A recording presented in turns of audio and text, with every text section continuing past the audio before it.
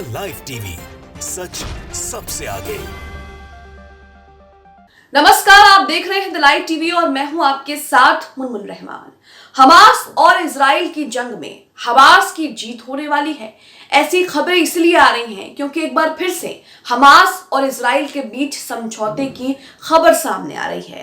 कहा जा रहा है कि इजराइल के प्रधानमंत्री बेंजामिन नेतन्याहू एक बार फिर से हमास के सामने अपने बंधकों की रिहाई के लिए झुकते हुए नजर आ रहे हैं। इतना ही नहीं, यह भी कहा जा रहा है कि नेतन्याहू अपने ही घर में घिर गए हैं। कैसे, आपको बताते हैं। बंधकों की रिहाई को लेकर इजराइल में बवाल बढ़ता जा रहा है। इजराइल में ये एक बड़ा मुद्दा बन चुका है और यही वजह है कि बेंजामिन नेतन्याहू बार बार हमास के सामने झुकते हैं, क्योंकि बंधकों की रिहाई के लिए यरूशलेम में इजरायली जो जिनके घर परिवार के सदस्य बंधक बनाए गए हैं, वो नेतन्याहू के खिलाफ प्रदर्शन कर रहे हैं, नारे लगा रहे हैं, रैली निकाल रहे हैं। तो यही वजह है कि बेंजामिन नेतन्याहू बंधकों की रिहाई को लेकर और इसी के साथ जो कुछ हमास के साथ उनका विवाद है और जो कुछ भी हो रहा है उसे लेकर वो अपने घर में भी घिरते हुए नजर आ रहे हैं। यानी कि अपने देश में भी उनके खिलाफ जो है वो प्रदर्शन बढ़ रहा है। तो शायद यही वजह हो सकती है कि बेंजामिन नेतन्याहू जो है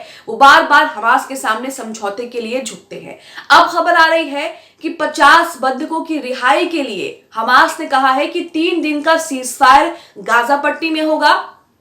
और साथ ही ये भी कहा जा रहा है कि इजराइल की जेल में जो फिलिस्तीनी बच्चे और महिलाएं हैं उन्हें भी छोड़ा जाए। तो यहाँ पर अब बेंजामिन नेतन्याहू के पास ज्यादा विकल्प, ज्यादा ऑप्शंस जो है वो नहीं बचते हैं, क्योंकि एक तरफ तो उनके देश में ही उनके खिलाफ प्रदर्शन हो रहा है, दूसरी तरफ उनकी संसद में भी इस बात पर जोर दिया जा रहा है कि बंधकों की रिहाई के लिए कुछ किया जाए। आप अपनी स्क्रीन पर न्यूज 18 की खबरें देख रहे हैं, जिसमें साफ साफ लिखा हुआ है कि किस तरह से दोनों के बीच जो है वो समझौते की खबर सामने आ रही है और इसी के साथ कहा जा रहा है कि दोनों के बीच समझौता हो सकता है। लेकिन जंग यहां पर खत्म नहीं होगी, क्योंकि यहां पर जो है 50 बंधकों की रिहाई के बदले में 3 दिन का सीजफायर की मांग की गई है हमास की तरफ से।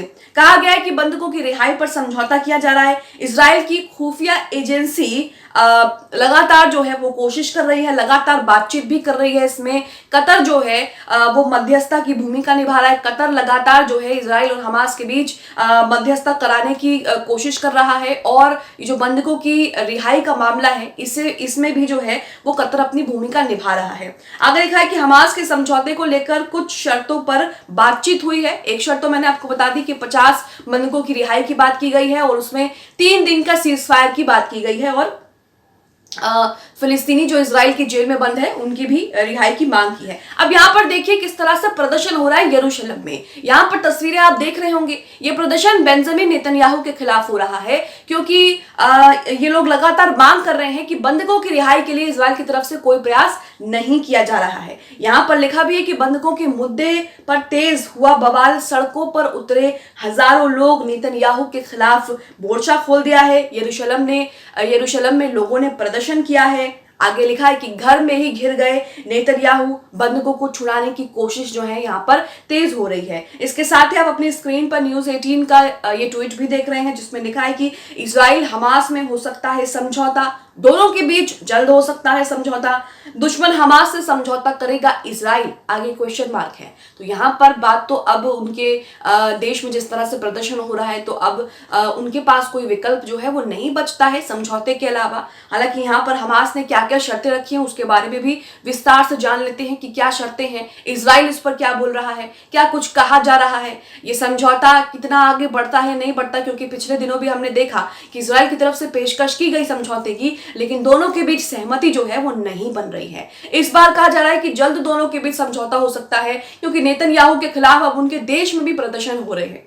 तो यहाँ लिखा है एनबीटी टाइम्स का आर्टिकल आप अपनी स्क्रीन पर देख रहे हैं, जिसके हेडलाइन में लिखा है कि 50 इजरायली बंधकों की रिहाई के बदले गाजा में 3 दिनों का सीजफायर। तो यहाँ पर ये प्रस्ताव जो है वो रखा गया है। आगे देखिए लिखा है कि कतर के मध्यस्थ इजराइल और हमास के बीच शांति समझौते का प्रयास कर रहे हैं। उन्होंने इजराइल के सामने 50 बंधकों की रिहाई के बदले गाजा में 3 दिनों के सीज फायर का प्रस्ताव पेश किया है। अगर इजराइल इस समझौते पर राजी होता है तो गाजा में कुछ दिनों तक शांति देखने को मिल सकती है। मध्यस्थता में शामिल एक कतरी अधिकारी ने कहा कि इस समझौते पर चर्चा चल रही है, यानी कि बातचीत कर रहे हैं। अमेरिका के साथ समन्वय किया जा रहा है, जिससे इजराइल कुछ फिलिस्तीनी महिलाओं और बच्चों को इजरायली जेलों से रिहा कर देगा और गाजा में मानवीय सहायता की जो मात्रा है वो बढ़ा देगा, क्योंकि गाजा पट्टी का तो हाल हम सभी देख रहे हैं कि क्या हाल हो गया है। अस्पतालों का बुरा हाल है। अस्पतालों के जो अधिकारी हैं, डायरेक्टर्स हैं, वो साफ साफ कह रहे हैं कि गाजा के जो अस्पताल हैं वो कुछ ही दिनों में, कुछ ही घंटों में कब्रिस्तान में तब्दील हो जाएंगे, कब्रिस्तान में बदल जाएंगे, क्योंकि वहां पर ना दवाइयां हैं, ना मशीनें हैं, ना लाइट है, ना ईंधन है, ना फ्यूल है, कुछ भी वहां पर जो है नहीं है। और ऐसे में जिन लोगों का नुकसान हो रहा है, जो घायल हो रहे हैं, उनका इलाज कर पाना वहां पर बिल्कुल जो है वो असंभव हो गया है। तो यहाँ पर आगे लिखा है कि फिलिस्तीनी समूह के गाजा से इजराइल के कुछ हिस्सों पर हमला करने और बंधकों को अपने कब्जे में लेने के बाद से ये हमास द्वारा बंधक बनाए गए लोगों की सबसे बड़ी रिहाई होगी। इससे पहले भी हमास जो है वो अमेरिका के कुछ लोगों को छोड़ चुका है, इजराइल के भी कुछ लोगों को छोड़ा, लेकिन जब से 7 अक्टूबर से ये विवाद, ये जंग शुरू हुई है, तब से अगर ये 50 बंधकों की रिहाई वाला समझौता पास होता है तो अब तक की सबसे हमास द्वारा छोड़े गए अब तक के सबसे बड़े बंधकों की जो है ये संख्या होगी।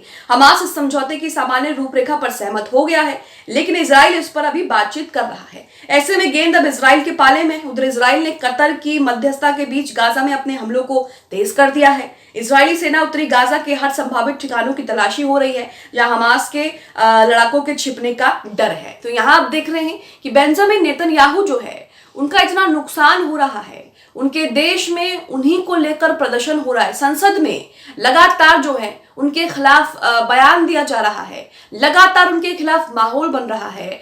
गाजा पट्टी में जो इजराइल और हमास के लड़ाकों के बीच जंग हो रही है उसमें भी उनके टैंक बर्बाद हो रहे हैं, उनके सैनिक घायल हो रहे हैं, उनके सैनिक मारे जा रहे हैं, लेकिन उसके बावजूद भी बेंजामिन नेतन्याहू जो है यहाँ पर उनकी अकड़ नहीं जा रही है।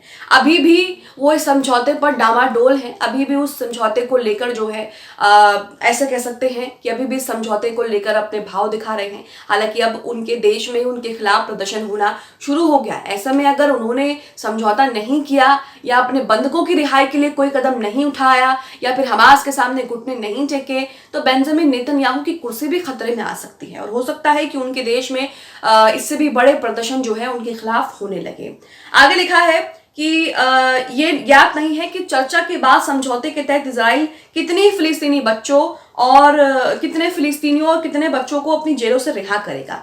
कतर के नेतृत्व वाली वार्ता का दायरा हाल के हफ्तों में काफी बदल गया है, लेकिन तथ्य ये है कि वार्ता 3 दिवसीय संघर्ष विराम के बदले 50 नागरिक कैदियों की रिहाई पर केंद्रित है और हमास इस रूपरेखा पर सहमत हो गया है। कतर महत्वाकांक्षी विदेश नीति वाला अमीर खाड़ी देश है, उसका हमास और इजराइल के साथ सीधा कम्युनिकेशन है। इससे पहले दोनों के बीच संघर्ष विराम में मध्यस्थता करने में मदद मिली है। तो कतर ने पहले भी मध्यस्थता कराई है दोनों के बीच में। कहा जाता है मीडिया रिपोर्ट्स की माने तो जो पहले बंधक छोड़े गए हमास की तरफ से उसमें भी कतर ने अपनी भूमिका निभाई और इस बार भी कतर जो है वो अपनी भूमिका निभा रहा है। लेकिन यहाँ पर बेंजामिन नेतन्याहू को देखना है कि उन्हें किस तरह से जो है इस पे समझौता करना है या फिर और भी बुरी सिचुएशन के लिए तैयार रहना है, वर्स्ट कंडीशन के लिए तैयार रहना है। इस तरह के समझौते के लिए हमास को गाजा में बंधक बनाए गए शेष जीवित नागरिक बंधकों की पूरी जो सूची है, पूरी जो लिस्ट है वो सौंपने की आवश्यकता होगी। अधिकारी ने कहा कि सभी बंधकों की अधिक व्यापक रिहाई पर फिलहाल चर्चा नहीं हो रही है। इजराइल अधिकारियों की ओर से तत्काल कोई प्रतिक्रिया नहीं आई है, जिन्होंने पहले कूटनीति को कमजोर करने या रिपोर्ट को बढ़ावा देने की अनिच्छा का हवाला देते हुए बंधक वार्ता पर विस्तृत टिप्पणी करने से इनकार कर दिया था। तो यहाँ पर आप देख रहे हैं कि हमास के पास मीडिया रिपोर्ट्स की माने तो कहा जाता है कि 7 अक्टूबर के हमले के बाद हमास के पास 200 से 250 इजरायली बंधक हैं। द लाइव टीवी, सच सबसे आगे।